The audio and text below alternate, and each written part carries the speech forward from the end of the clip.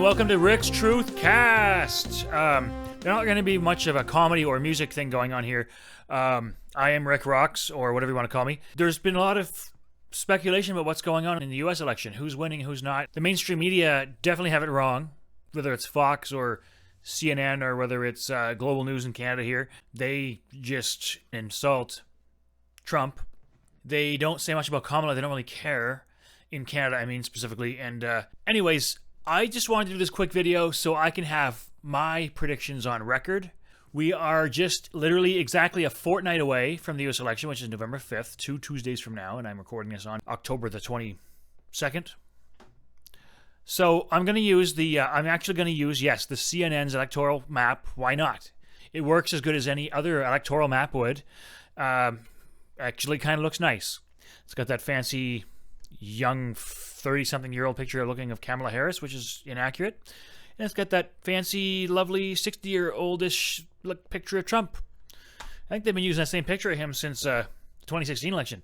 Anywho, this is how CNN, when you go there, this is where the map starts. And I think they actually have it correct with the red, with a solid red and a solid blue states. It's almost laughable that they're calling Florida a swing state at this point, or at least calling this lean. We're going to go ahead and fix that right off the bat.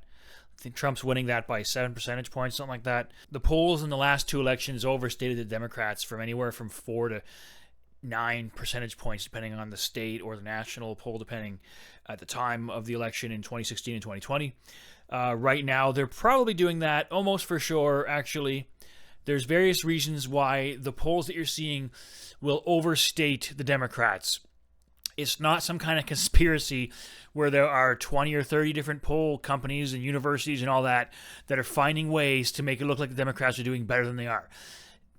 I used to think that was the case, but it's definitely not the case. That's retarded to think that there's a conspiracy of the pollsters. There are some pollsters that lean left on purpose and lean right on purpose, but you know, for the most part, conducting a poll is asking people questions. I know there's ways to ask them questions in a way that that'll sort of trigger an answer one way or the other, fine. And even with elections, that's fine too.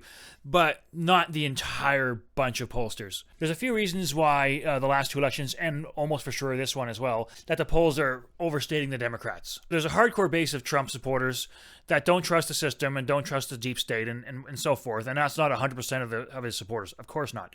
But there is a big chunk of them.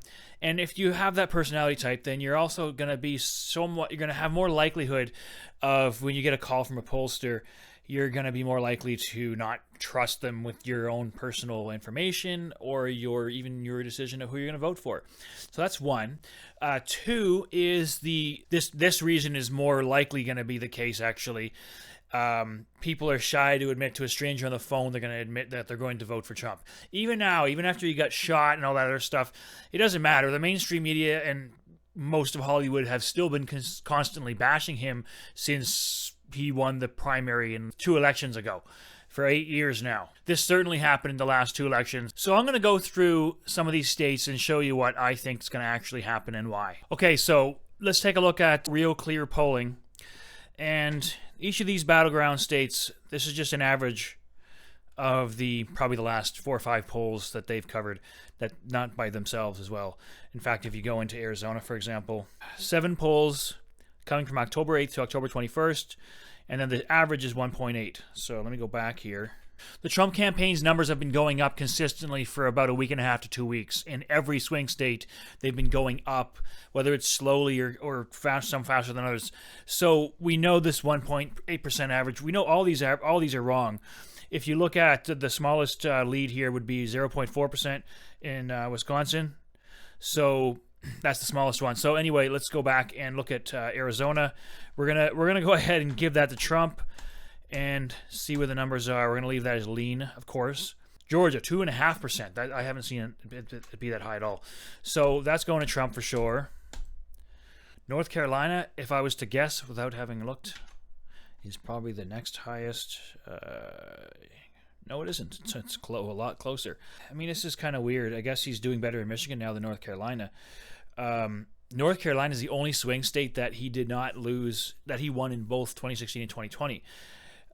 So anyway, let's go ahead and just give him Michigan and North Carolina in one foul swoop. But I want to stop before I do this because you see what happens when you give him Michigan, he wins. But let's take away North Carolina. Now, a lot of people are saying, and rightfully so, whoever wins Pennsylvania wins the election.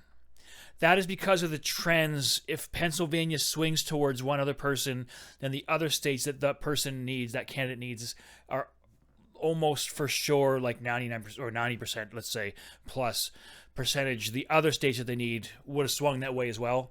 So in Trump's case, he needs North Carolina, Georgia, and Arizona, plus one of these three: Wisconsin, Michigan, Pennsylvania. Now, assuming he gets these three, although North Carolina is looking closer than the others at this point, that means Kamala needs 1, 2, and 3, all three of these Rust Belt states. I'm going to give this to Trump, and I'm going to give this to Trump. Actually, you know what? Let's take away North Carolina.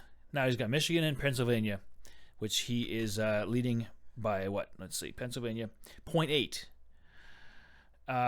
Michigan, 1.2. Again. So Wisconsin, he's now finally leading there. Again, these are all, obviously, they can go either way, though, in theory. So here's why I think he's going to get Pennsylvania, which is the one that matters the most. I'm going to bring up Trafalgar Group. They were one of the most accurate pollsters of the last two elections. One of the top 3. No one ever mentions them.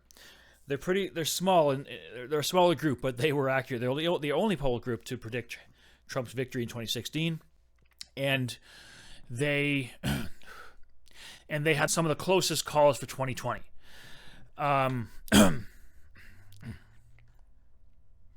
So this poll just came out 2 days ago. This is big. This should be being covered by news outlets. 3 percentage points in Pennsylvania. The most that Trafalgar Group was off in any of the last 2 elections, I believe, in any poll that were this close to the election, the most they were off was 2 percentage points.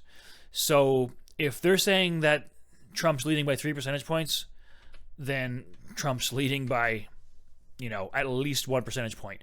Now, if you look at Real Clear Polling's average here, I assume this is of the last, 12, 10.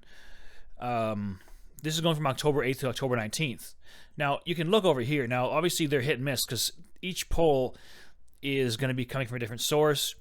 But overall, you see a climb of Trump. If this was in a chart, it would kind of go like that. You know what I mean? It would zigzag upward.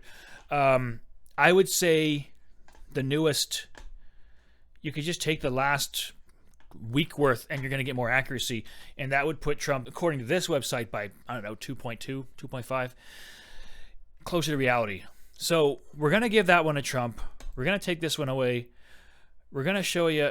So now he only needs North Carolina, Michigan, Wisconsin. This is the weird scenario. Everyone keeps mentioning how Trump might win Nevada, but no matter who wins Nevada, it's not going to cause any effect. Well, actually, on this site, Trump's leading by slightly more than in North Carolina. So let's say he loses North Carolina, wins Nevada, wins the election by, technically by a couple of points. So according to the page we just looked at, if Trump's going to lose 3 states, these are the most likely ones he's going to lose of the swing states right now, which is a bit of a reversal over the past couple of weeks. Anyways, here's my predictions.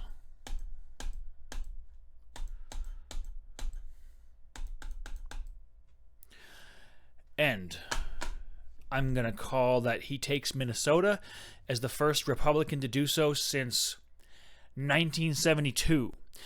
I don't know how many people know about this, but in 1980, Ronald Reagan won an election with the slogan, "Let's make America great again." Interesting. And that is where Trump got the idea to get the MAGA slogan. In 1984, Reagan did so good in the first term that he had the biggest sweep that I've ever seen. I don't know if it might be the biggest one ever. He won every state except for Minnesota and District of Columbia, D.C., which is only worth 3 points, but still. Minnesota's worth 10. I don't know what it was worth in 84. It was around the same. He only lost Minnesota by 1,200 votes. I just found that out the other day just looking at the history of it. So anyway, that 1972 technically is the last time a Republican took Minnesota because that sweep just didn't quite work out for Reagan as a 100% sweep. So I think because of the way things have changed, Trump's getting Minnesota. Polls are showing him being down there by anywhere from 4 to 6 percentage points, but I think they're wrong by that much. And a lot of things can change in any state between now and the next couple of weeks, so we'll see. I was thinking Oregon, because of the way it was polling, might go to Trump as well, but no, I don't think so anymore. I'm thinking Virginia is sort of a wild card, but I'm going to go ahead and say things are not as they seem, and I'm going to throw that over to Trump, and I'm even going to throw New Hampshire over to Trump. That's my predictions. It's just barely enough to put Harris in the 100s to make it look really bad, even though it's 199. That's what I think is going to happen, although I wouldn't be surprised if it's like this. This is what a lot of people are predicting. Actually, a lot more people are predicting this. 312, 226. I'm almost guaranteeing Minnesota, and I'm kind of thinking enough that I'm going to go ahead and predict this. Virginia and New Hampshire, which would basically seal the deal. Like, anyone who's going to think they're going to start some kind of crazy, riots over this, they're not gonna bother. They're not going to think, geez, he stole the election. It was too close. This isn't fair. Or, like in 2016 when he lost the popular vote by 3 million votes. Right now, even if the current mainstream polling is correct, he's only losing the popular vote currently. Well, and some mainstream are saying it's even. But I've seen 1%, and that works out to like 1.5 million votes. But they're, of course, probably overstating the Democrats. So right now, it's very likely Trump is leading nationally, which means he will probably win the election and the popular vote, which kind of helps slow down violence, perhaps. So you heard it here. This is the most boring video I made all year, except for anyone following the U.S. election, which anyone, even in Canada, should be doing. I just voted yesterday for, I won't even bother telling you this, because you know what? But yeah, we lost. The Conservative Party in New Brunswick lost. But, I mean, whatever. It's the power that the provincial governments have here is not the same as state governments in the U.S., so not much will change. I don't really care. But what's going on in the United States affects Canada more than it affects most other countries. I think over 90% of our foreign trade, both nations, is with each other. Well, you heard the election called here first. Have a good week, aight?